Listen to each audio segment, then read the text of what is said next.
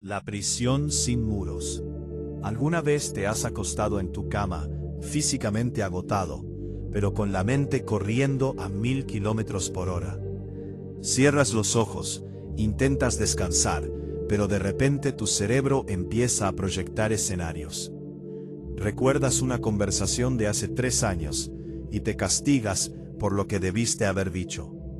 Imaginas un problema que podría ocurrir la próxima semana, y empiezas a sufrir por él, aunque ni siquiera es real. Te conviertes en prisionero de un laberinto diseñado por tu propio intelecto. Bienvenido de nuevo a Frecuencia Estoica. Sube un poco el volumen, apaga el ruido de tu habitación, y acompáñame. Hoy vamos a enfrentar al enemigo más silencioso y destructivo que existe, el sobrepensamiento. El filósofo estoico Séneca decía que el hombre que sufre antes de que sea necesario, sufre más de lo necesario. Y sin embargo, nuestra sociedad moderna nos ha convertido en adictos a la preocupación. Pensamos que si le damos suficientes vueltas a un problema en nuestra cabeza, de alguna manera lo estamos resolviendo. Pero la realidad es que el exceso de análisis produce parálisis. El sobrepensamiento no es un síntoma de inteligencia superior. Es un síntoma de una mente que ha perdido a su maestro. Es una mente salvaje, corriendo sin correa. A lo largo de los próximos 7 capítulos, no te voy a dar frases vacías de positividad tóxica. No te voy a decir que simplemente dejes de pensar. Eso es imposible. Lo que vamos a hacer es aprender a usar las herramientas de la filosofía clásica, para entrar en ese laberinto mental, mirar a nuestros monstruos a la cara, y aprender a domarlos. Respira profundo. Estás exactamente donde tienes que estar.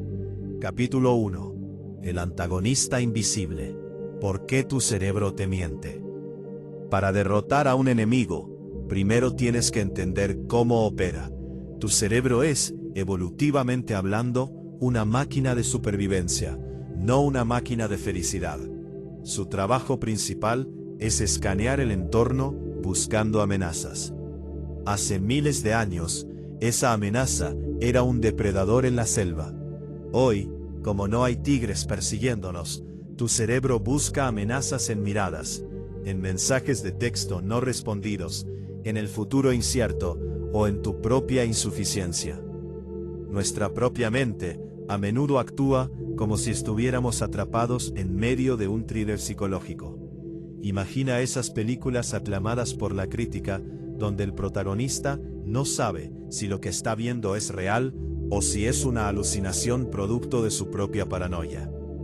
La tensión te mantiene al borde del asiento, la atmósfera es asfixiante, y cada sombra parece ocultar un peligro letal.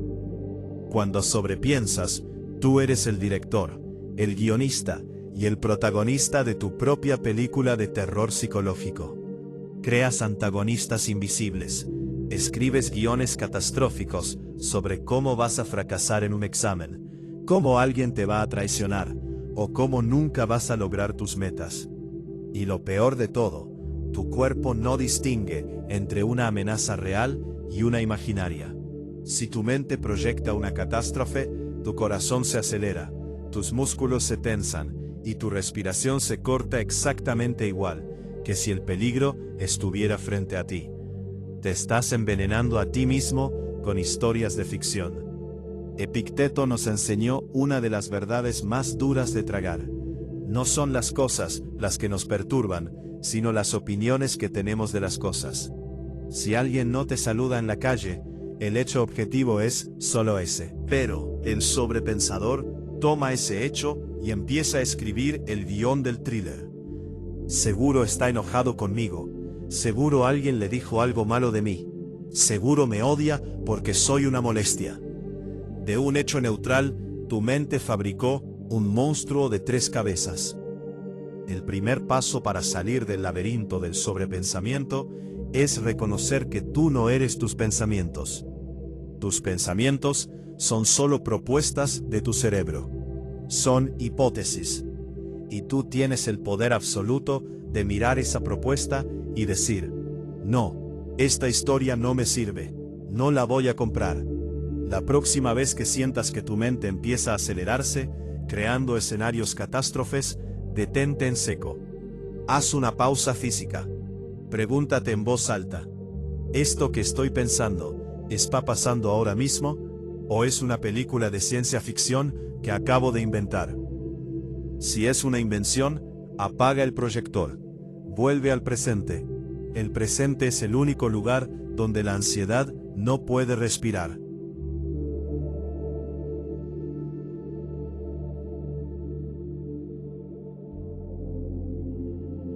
Capítulo 2.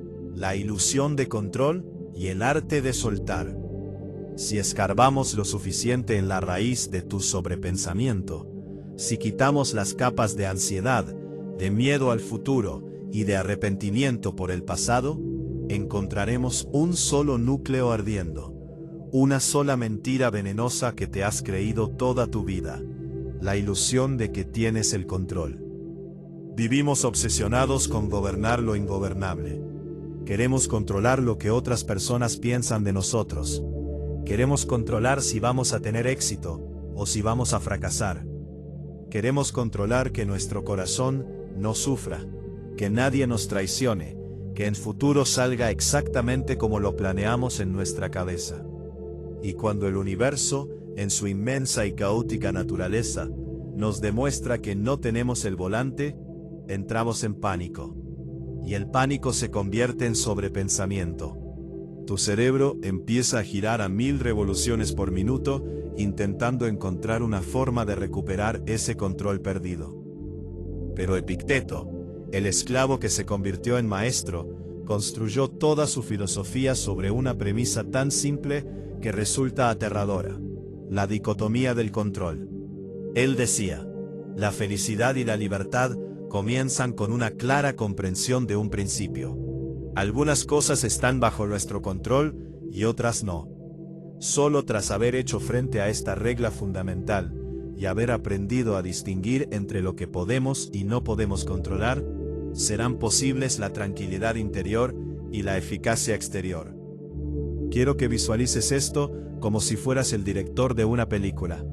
No cualquier película, sino una obra compleja, un thriller psicológico diseñado para hacer pensar a la gente. Como director, tienes un control absoluto sobre ciertas cosas en el set de grabación. Tú decides el encuadre de la cámara. Tú diriges a los actores y les dices qué emoción deben transmitir.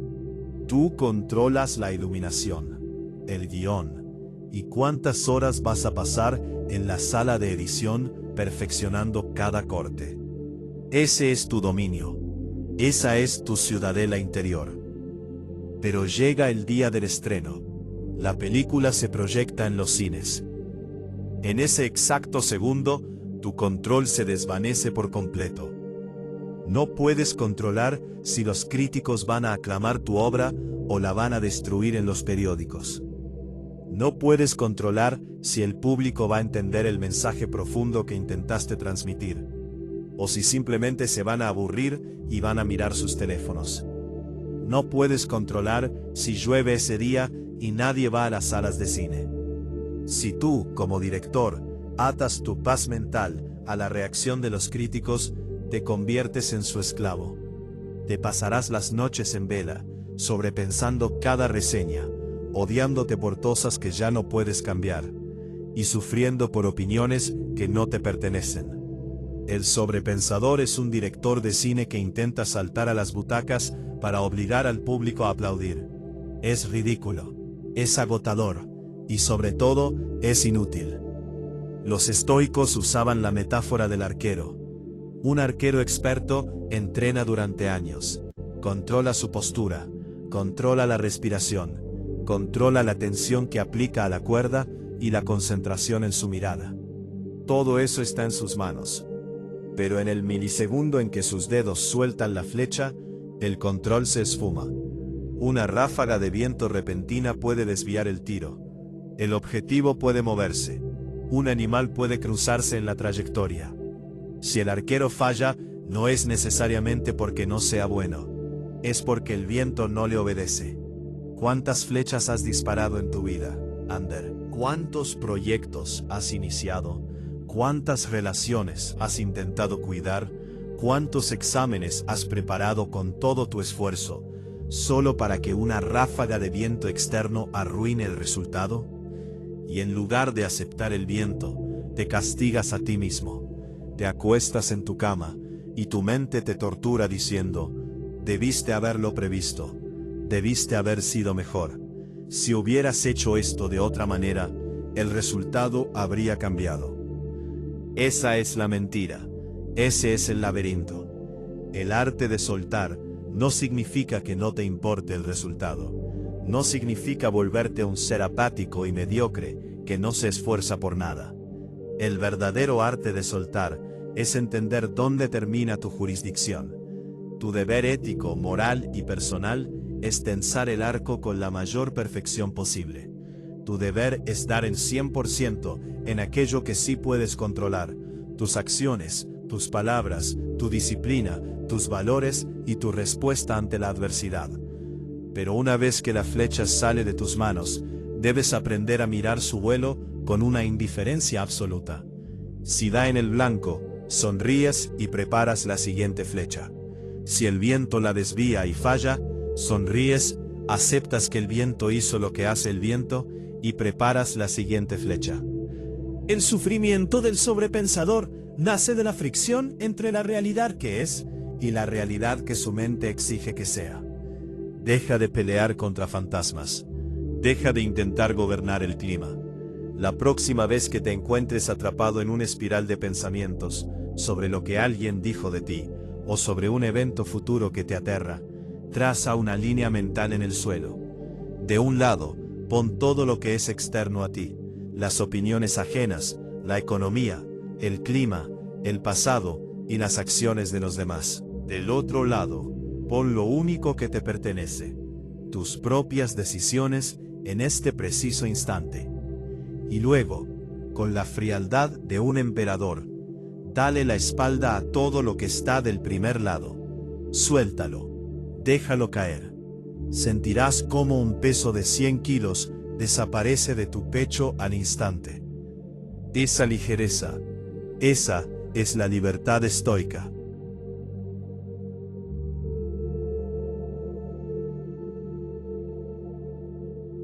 Capítulo 3. La tensión perfecta. Cómo manejar el estrés sin romperse. Tono de voz. Introspectivo, analítico, pero muy calmado. Deja que las palabras resuenen como si estuvieras revelando la solución a un enigma complejo. Hemos hablado de soltar el control de lo externo, de dejar que el viento sople sin oponer resistencia. Pero hay una trampa en la que caen muchos cuando empiezan a explorar el estoicismo o la filosofía del desapego. Confunden la tranquilidad mental con la apatía absoluta. Creen que para dejar de sobrepensar y eliminar la ansiedad, deben convertirse en estatuas de piedra, sin emociones, sin ambiciones y sin estrés. Y eso no solo es falso, es biológicamente imposible. Pausa de 4 segundos. Un acorde de guitarra eléctrica muy suave, limpio y con eco, reverb, resuena de fondo y se desvanece lentamente. Quiero que imagines un instrumento. Piensa en una guitarra eléctrica, quizás una de diseño oscuro, elegante, construida para resistir horas de uso. Esa guitarra está compuesta por madera, metal y, lo más importante, cuerdas. Si tomas la clavija de una de esas cuerdas y la aflojas por completo, quitándole toda la tensión, ¿qué sucede cuando intentas tocarla? No produce música, produce un zumbido sordo, triste, apagado, no tiene vida. En la psicología humana, esa cuerda floja es la apatía, es la depresión.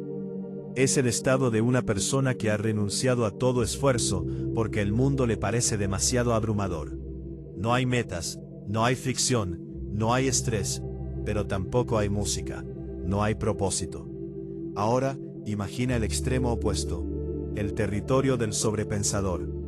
Tomas esa misma clavija y empiezas a girarla con fuerza. La tensas más. Buscas la perfección absoluta. Te exiges que cada detalle de tu vida esté calculado, que no haya margen de error. La cuerda se estira hasta su límite físico. Está tan tensa que con solo rozarla produce un sonido estridente, afilado, casi doloroso. ¡Pum! Se rompe, ¡pum! Se rompe. El sobrepensamiento crónico es el acto de tensar la clavija de tu mente hasta que te quiebras. Es creer que si te preocupas con suficiente intensidad, de alguna manera evitarás que las cosas salgan mal. Pero la ansiedad no vacía al mañana de sus penas, solo vacía al hoy de sus fuerzas. La psicología moderna diferencia entre dos tipos de estrés. El distrés, que es esa tensión destructiva que te paraliza y rompe la cuerda.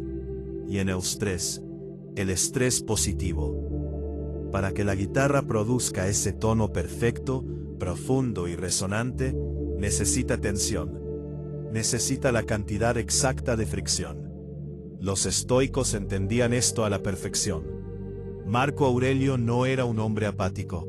Dirigía el Imperio Romano. Séneca era un estadista y dramaturgo. Estaban sometidos a niveles de presión inimaginables. Pero conocían el secreto de la tensión perfecta. Sabían afinar su mente. ¿Cómo encuentras esa afinación en tu propia vida?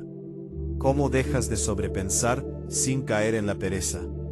La respuesta está en cambiar el foco de tu exigencia. El sobrepensador tensa la cuerda preocupándose por los resultados.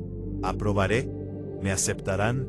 ¿Ganaré? Esas preguntas rompen la mente, porque como ya vimos, el resultado pertenece al viento. El estoico, en cambio, tensa la cuerda exigiendo excelencia en su proceso. Estudié hoy con enfoque. Fui honesto en mis palabras. Me levanté cuando el despertador sonó.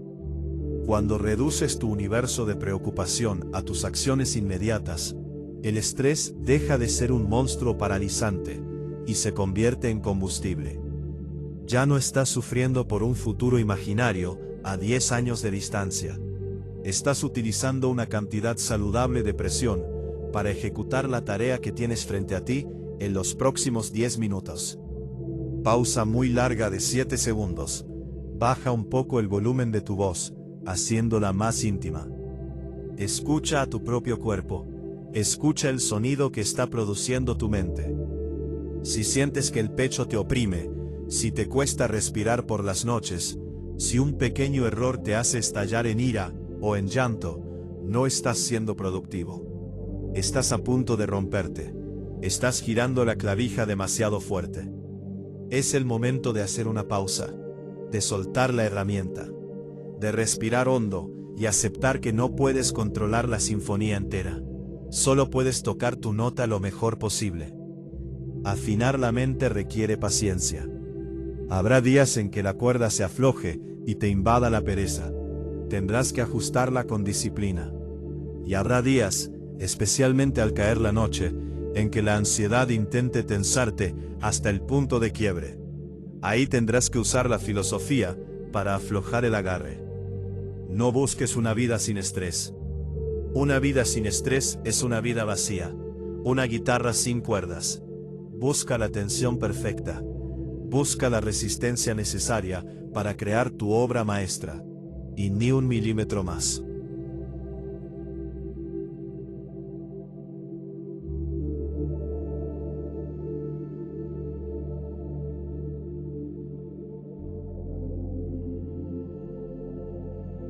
Capítulo 4. La vista desde arriba. El truco de Marco Aurelio.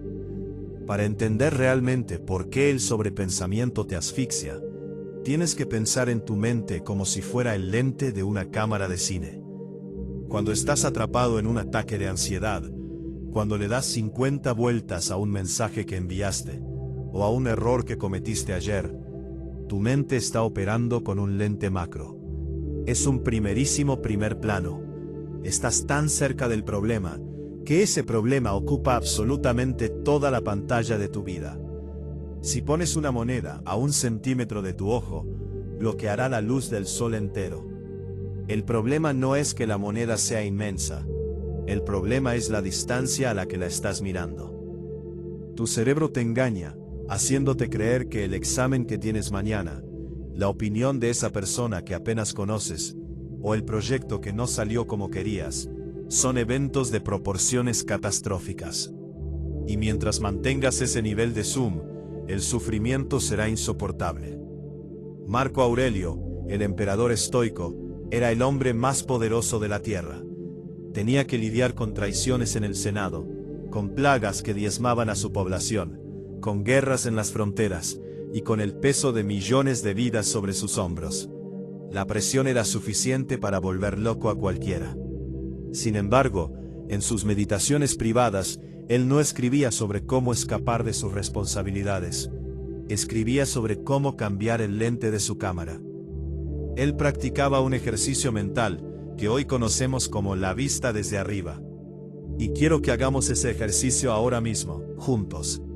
No importa dónde estés escuchando esto. Tal vez estás en tu habitación, rodeado de 4 paredes.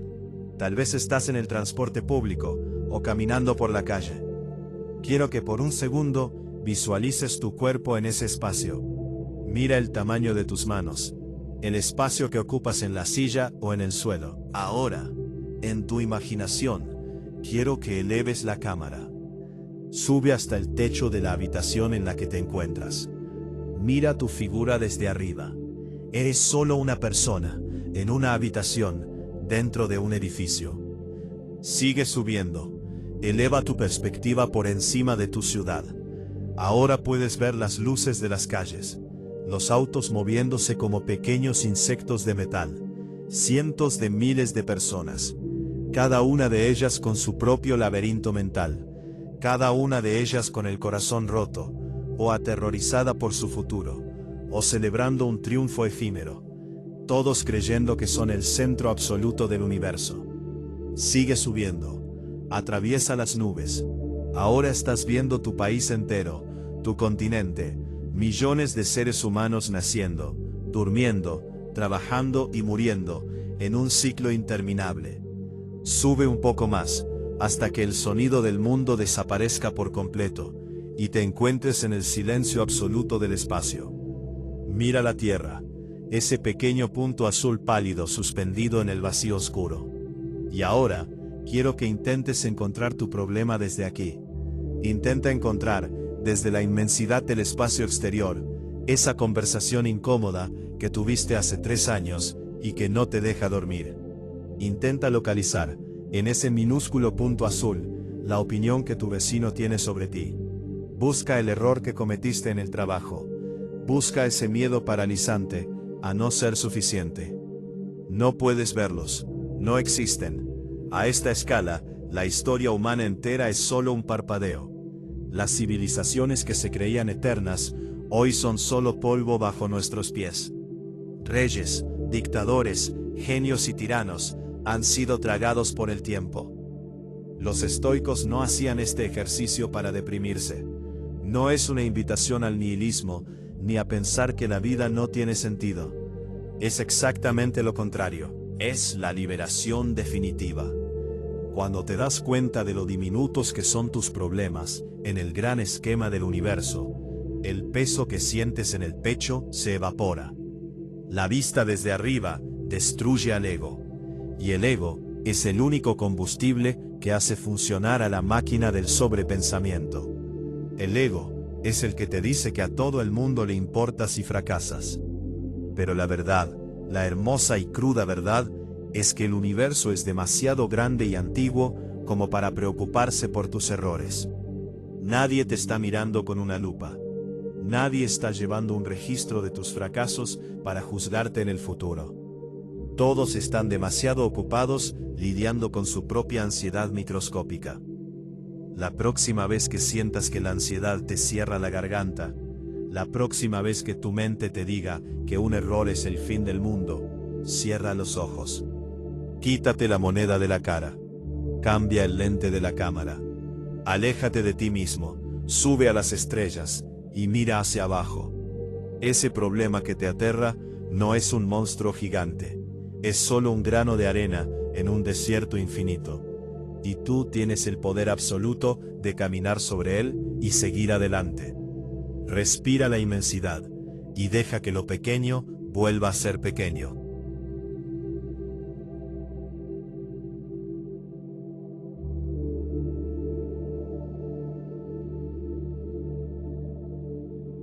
Aquí tienes el capítulo 5, Under.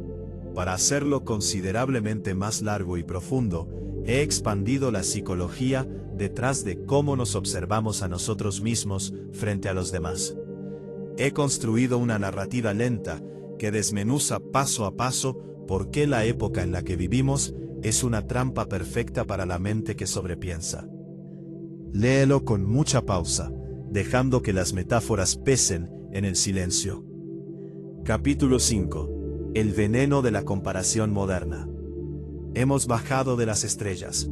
Hemos vuelto a poner los pies en la tierra, en el aquí y el ahora.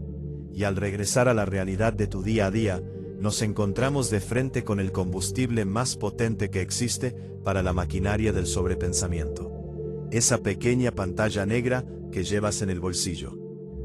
Hace miles de años, cuando el cerebro humano se estaba formando, nuestra tribu era pequeña. Los comparábamos con las 50 o 100 personas que vivían a nuestro alrededor. Si eras el mejor cazador de la tribu, te sentías realizado. Si eras el que mejor contaba historias frente al fuego, tenías un propósito. Tu mente estaba diseñada para encontrar su lugar en un círculo muy reducido y manejable. Hoy, ese círculo ha estallado en pedazos. Cada vez que desbloqueas tu teléfono, ya no te comparas con tu vecino o con tu compañero de clase. Te estás comparando con el 1% del 1% de la humanidad. Tu mente, que no ha evolucionado lo suficientemente rápido para entender el engaño digital, te expone a millonarios de 20 años, a físicos perfectos esculpidos por la genética y la cirugía, a genios, a prodigios, a personas que parecen estar viviendo en unas vacaciones permanentes y espectaculares. Y entonces, inevitablemente, miras tu propia vida. Miras tu cuarto. Miras tus notas. Miras tus fracasos y tus dudas.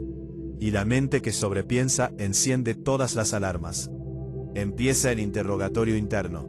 ¿Por qué yo no estoy ahí? ¿Qué estoy haciendo mal? ¿Será que ya es demasiado tarde para mí? ¿Será que me he quedado atrás? Ese es el veneno de la comparación. Es un ladrón silencioso que entra en tu casa por las noches y te roba la alegría de todo lo que has construido, simplemente convenciéndote de que no es suficiente, porque alguien más tiene algo distinto. Séneca, en sabio consejero y filósofo, nos dejó una advertencia brutal sobre este comportamiento, hace más de 2000 años. Él escribió: nunca serás feliz si te atormenta que algún otro es más feliz que tú. Piensa en la profundidad de esa frase. Tu miseria no nace de lo que te falta, nace de observar lo que el otro tiene. El problema más grande de la comparación moderna es que estás participando en un juego que está arreglado para que siempre pierdas. Estás comparando el detrás de escena de tu vida con todos tus errores, tus miedos, tus mañanas de pereza y tus inseguridades, con la película editada y masterizada de la vida de los demás. En las redes sociales, nadie publica sus ataques de ansiedad. Nadie publica las noches que pasó llorando, sintiéndose un fracaso. Nadie sube una foto de las veces que fue rechazado, humillado o ignorado. Estás caminando por un museo donde solo se exhiben obras maestras falsificadas.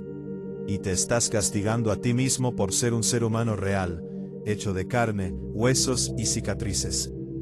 Cuando sobrepiensas tu posición en el mundo basándote en lo que ves en una pantalla, estás entregando tu paz mental a un algoritmo diseñado para hacerte sentir insuficiente. Porque un ser humano que se siente insuficiente es un consumidor perfecto. Si sientes que no eres suficiente, comprarás el curso, comprarás la ropa, buscarás la validación externa a cualquier precio. El estoicismo te ofrece una salida radical de este laberinto. Te exige que te pongas anteojeras. como las que les ponen a los caballos de carreras, para que no miren hacia los lados y no se asusten con los demás competidores. Epicteto decía: si quieres mejorar, conténtate con ser considerado tonto y estúpido en las cosas externas. ¡Qué concepto tan inmensamente liberador! Date el permiso de quedarte atrás en las métricas del mundo moderno. Date el permiso de no tener el coche del año, de no tener la foto perfecta, de no tener el aplauso de miles de extraños que no moverían un dedo por ti si estuvieras en problemas. Acepta parecer un ignorante en el juego de las apariencias, para que puedas convertirte en un maestro en el juego de la tranquilidad. Tu línea de tiempo es única. El universo no tiene un cronómetro universal que dicta a qué edad debes tener éxito, a qué edad debes encontrar el amor, o a qué edad debes tener tu vida resuelta. Esas son reglas inventadas por la sociedad, y tú no estás obligado a jugar bajo las reglas de una sociedad que está profundamente enferma de ansiedad. El roble no crece al mismo ritmo que la maleza. La maleza brota en unos pocos días, cubre el suelo rápidamente, y muere con la primera helada.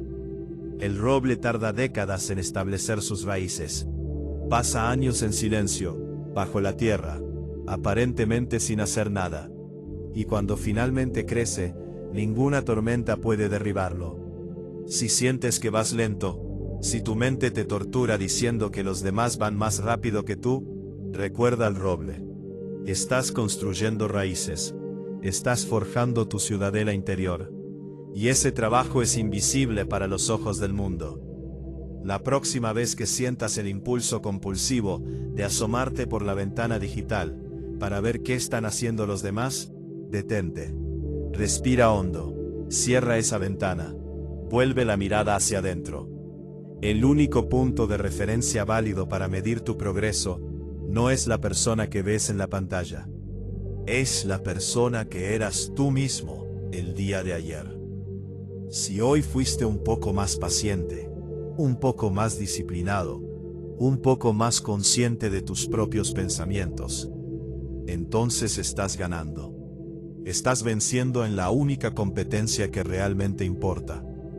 Deja que el mundo corra a ciegas persiguiendo espejismos. Tú camina despacio, pero pisa sobre piedra.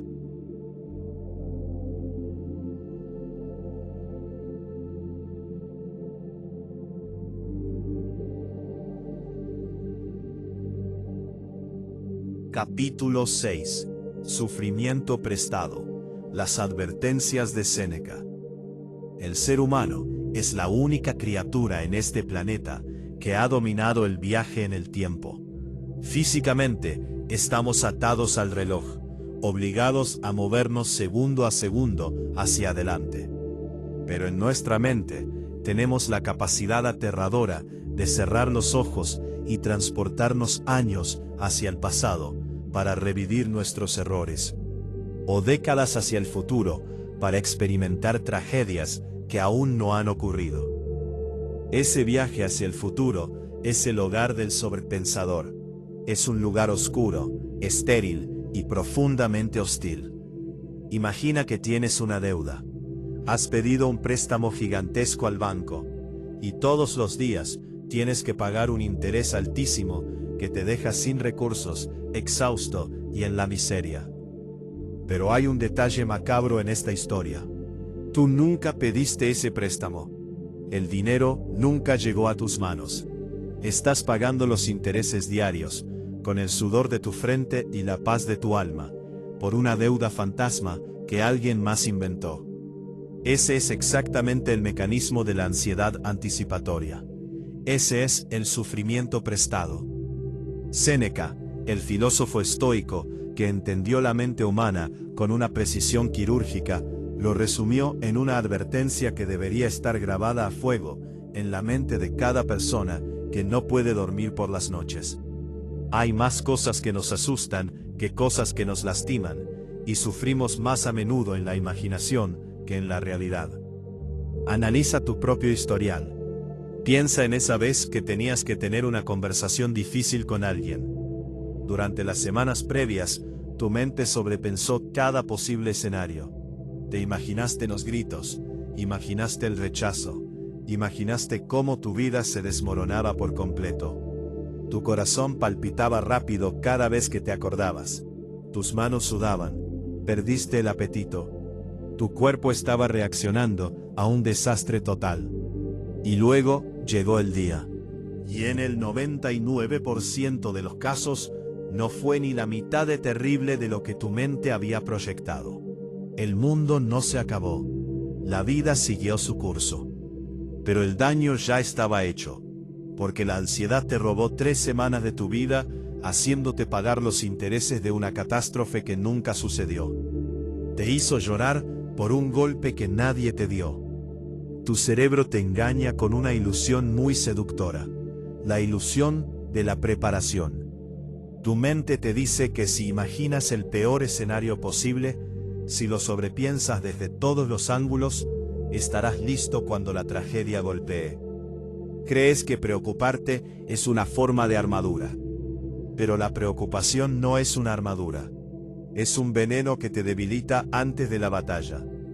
Si pasas tus días imaginando que vas a fracasar, que vas a perder a la gente que amas, o que una enfermedad terrible te va a alcanzar, no te estás preparando para el dolor.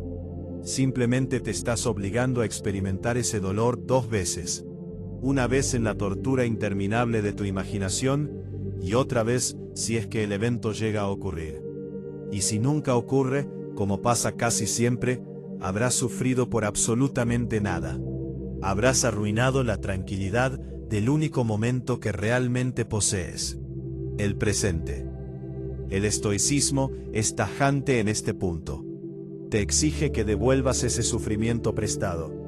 Te exige que canceles esa deuda imaginaria. ¿Cómo lo haces?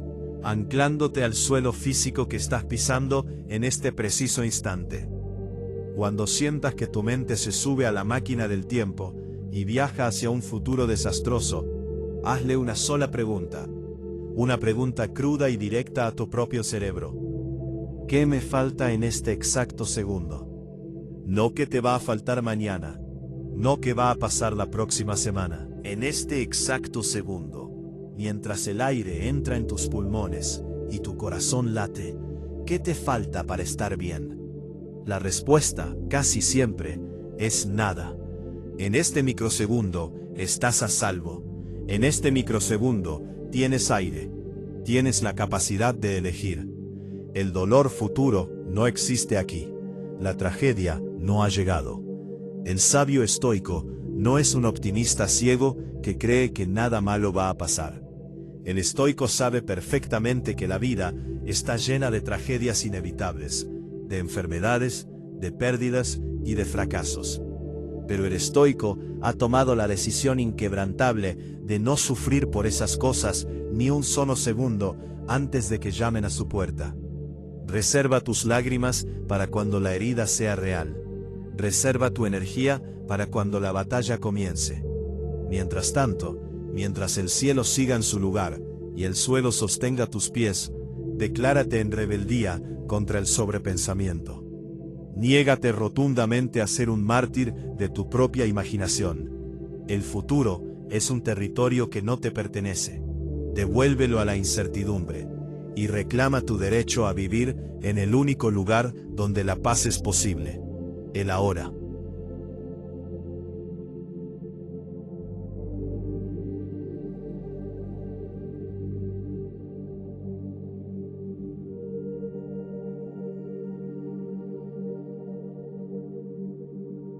Capítulo 7. Retoma la silla del director y el final del laberinto. Hemos recorrido los pasillos más oscuros de la mente. Hemos desarmado la trampa del antagonista invisible. Hemos soltado el control de lo que no nos pertenece. Y hemos aprendido a afinar nuestra atención interna. Subimos a las estrellas para ver lo diminutos que son nuestros problemas. Apagamos el veneno de la comparación moderna. Y nos negamos a seguir pagando los intereses de un sufrimiento prestado. Pero ahora, llegamos al final de este viaje. Y al llegar a la salida de este laberinto de sobrepensamiento, nos encontramos con una silla vacía. Es la silla del director, la misma de la que hablamos hace un rato. Durante años, has dejado esa silla abandonada. Has permitido que el miedo al futuro se siente en ella y dirija tus días. Has dejado que las opiniones de personas que no te importan tomen el megáfono y griten las instrucciones de cómo debes vivir. Has permitido que la ansiedad escriba el guión de tu propia película, convirtiendo tu vida en un thriller psicológico donde siempre eres la víctima de circunstancias imaginarias. Es momento de que camines hacia esa silla.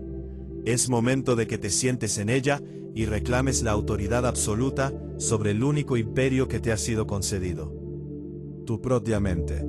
Marco Aurelio escribió en sus diarios una frase que resuena como un trueno a través de los siglos: tu mente tomará la forma de lo que frecuentemente sostienes en pensamiento, pues el espíritu humano es teñido por tales impresiones.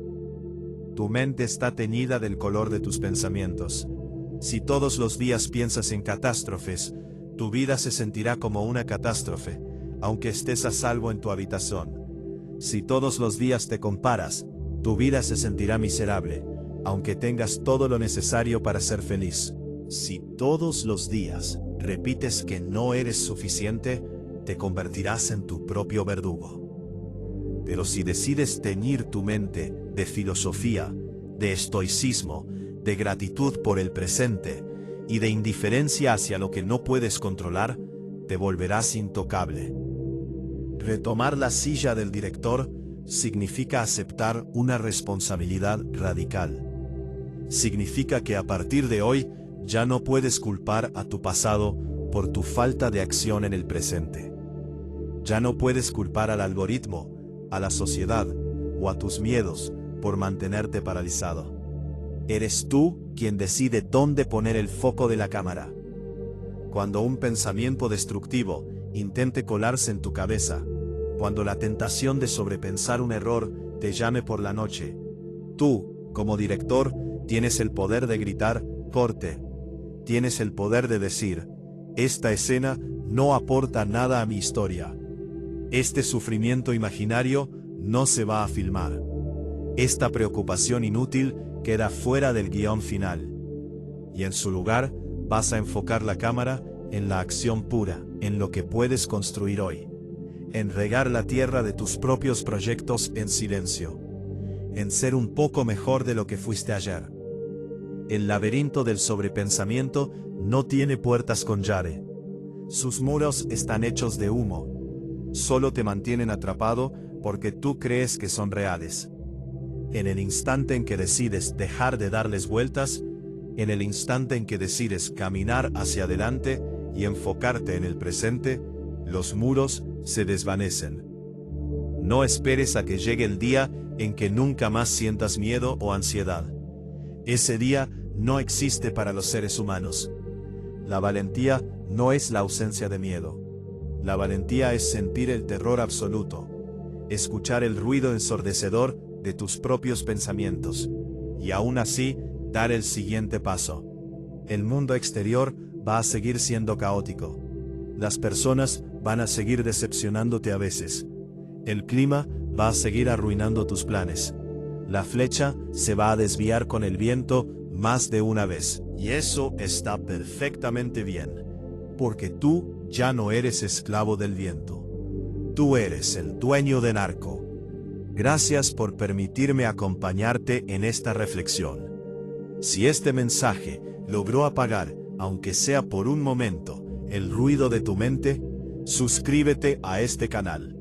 Deja que este espacio sea tu ancla cuando sientas que la corriente te arrastra.